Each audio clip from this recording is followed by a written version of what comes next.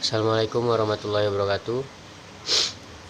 Perkenalkan, saya Egy Korlabaseka, NIM A1E119127, ruang R001. Baiklah, pada kesempatan kali ini saya akan mereview materi mata kuliah prosedur kelompok dalam konseling. Oke, materi pertama adalah standar prosedur operasional bimbingan kelompok. Prayotna dan Amti 2004 menjelaskan standar prosedur operasional bimbingan kelompok meliputi perencanaan, yaitu mengidentifikasi topik yang akan dibahas dalam bimbingan kelompok. Setelah itu pelaksanaan, mengkomunikasikan rencana layanan bimbingan kelompok. Setelah itu evaluasi, menetapkan materi evaluasi. Setelah itu analisis hasil evaluasi, menetapkan norma atau standar analisis, melakukan analisis dan menafsirkan hasil analisis. Dan selanjutnya adalah tindak lanjut, yang terakhir laporan. Rencana pelaksanaan layanan bimbingan dan konseling kelompok, yaitu perencana merupakan perangkat yang harus disusun oleh guru BK sebelum melaksanakan layanan bimbingan kelompok. Dikembangkan sesuai topik yang telah dirumuskan dari hasil identifikasi kebutuhan peserta didik dalam aspek pribadi, sosial, belajar, dan karir. Tahapan-tahapan bimbingan kelompok. Yang pertama ada pembukaan, menciptakan suasana saling mengenal, hangat, dan rileks. Menjelaskan tujuan dan manfaat bimbingan kelompok secara singkat, menjelaskan peran masing-masing anggota, dan lain-lain. Selanjutnya, setelah pembukaan ada transisi, yaitu melakukan kegiatan selingan berupa permainan kelompok atau mereview tujuan dan kesepakatan bersama, memotivasi anggota, mengingatkan anggota bahwa kegiatan akan segera memasuki tahap inti. Selanjutnya prosesnya yaitu inti, mendorong tiap anggota untuk mengungkapkan topik yang perlu dibahas, menetapkan topik yang akan dibahas, mendorong tiap anggota untuk terlibat aktif saling membantu, dan seterusnya. Nah, setelah tahap inti ini yaitu tahap penutupan. Nah, tahap penutupan ini mengungkapkan kesan dan keberhasilan yang dicapai oleh setiap anggota, merangkum hasil dari diskusi, dan lain-lain. Selanjutnya, teknik dalam bimbingan kelompok. Ada diskusi kelompok, sosiodrama, psikodrama, dan homeroom. Selanjutnya, SPO konseling kelompok. Kurang lebih dengan bimbingan kelompok tadi, standar prosedur operasional konseling kelompok melibatkan yaitu perencanaan, pelaksanaan, evaluasi, analisis hasil evaluasi, tindak lanjut, dan kemudian membuat laporan. Tahapan-tahapan konseling kelompok. Yang pertama, pembentukan kelompok, yaitu memperkenalkan kepada anggota tujuan dan proses kelompok, frekuensi pertemuan, serta panjangnya waktu pertemuan. Setelah itu, identifikasi peran dan tujuan kelompok. Tahap ini sering menjadi wahana mengekspresikan ketidakpuasan terhadap anggota lain. Tahap selanjutnya yaitu produktivitas. Tahap ini sebagai pemecahan problem yang sukses. Selanjutnya ada tahap realisasi.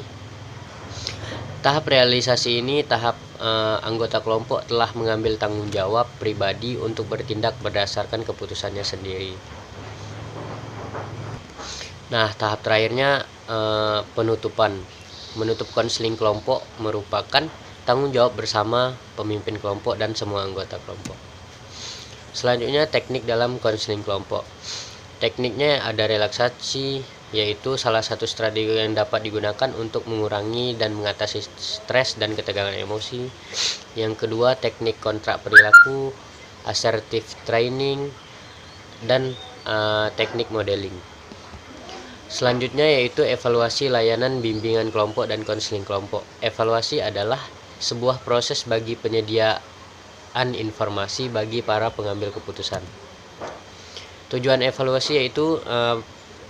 evaluasi program BK adalah untuk mengetahui tingkat keterlaksanaan kegiatan dan ketercapaian tujuan dari program yang telah ditetapkan. Selanjutnya, tindak lanjut hasil evaluasi layanan bimbingan dan konseling kelompok. Istilah tindak lanjut evaluasi program BK dapat diklasifikasikan menjadi dua, yaitu tindak lanjut sebagai bagian utuh dari pelaksanaan layanan BK dan tindak lanjut sebagai tahap akhir dari kegiatan evaluasi. Ada dua kriteria evaluasi program BK. Yang pertama, evaluasi proses. pada saat pelaksanaan layanan. Yang kedua, evaluasi hasil, yaitu setelah pelaksanaan layanan ada pemahaman diri, sikap dan perilaku, perasaan positif, rencana kegiatan yang akan dilaksanakan pasca layanan. Selanjutnya ada tujuan tindak lanjut. Yang pertama, memperbaiki hal-hal yang masih lemah, kurang tepat atau kurang relevan dengan tujuan yang akan dicapai, mengembangkan program dengan menambah atau merubah beberapa hal yang dapat meningkatkan kualitas pelayanan atau efektivitas program. Selanjutnya ada langkah-langkah dan pelaksanaan tindak lanjut. Langkah-langkah tindak lanjut yang pertama, menentukan aspek-aspek perbaikan atau peningkatan yang akan dilakukan. Perbaikan dan peningkatan sangat tergantung pada hasil evaluasi. Yang kedua, menyusun ulang desain program secara umum atau layanan BK tertentu dalam rangka perbaikan atau pengembangan. Yang ketiga, melaksanakan kegiatan tindak lanjut sesuai dengan aspek-aspek yang akan diperbaiki atau dikembangkan dan alokasi waktu yang telah ditentukan. Nah, selanjutnya pelaksanaan tindak lanjut.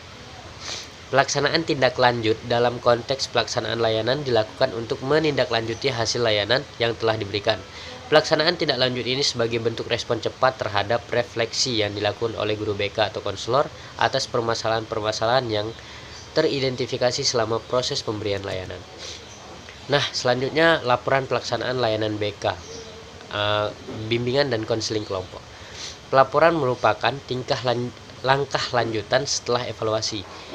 Isi dalam pelaporan lebih bersifat mendeskripsikan dan memberi uraian analisis terhadap hasil-hasil yang telah dicapai dalam kegiatan evaluasi sebelumnya. Pelaporan pada hakikatnya merupakan kegiatan menyusun dan mendeskripsikan seluruh hasil yang telah dicapai dalam evaluasi proses. Selanjutnya, tujuan laporan. Memberikan informasi perkembangan kemajuan, dinamika permasalahan dan keunggulan, serta capaian akhir program BK kepada seluruh pihak yang terlibat dan berkepentingan, entah itu sekolah ataupun orang tua.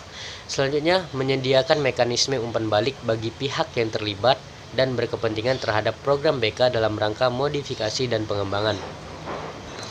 Tujuan laporan yang ketiga yaitu memberikan jaminan akuntabilitas kepada publik bahwa program BK yang telah dilaksanakan dan dievaluasi telah memenuhi prinsip program yang efektif, efisien, dan berkualitas. Langkah-langkah pelaporan: yang pertama persiapan, setelah persiapan pengumpulan dan penyajian data, yang ketiga penulisan laporan. Baik, itulah yang dapat saya jelaskan, kurang dan lebihnya mohon maaf karena saya juga masih belajar. Apabila ada yang salah, silahkan komentar di bawah. Terima kasih yang sudah menonton, semoga berguna. Saya tutup. Wassalamualaikum warahmatullahi wabarakatuh.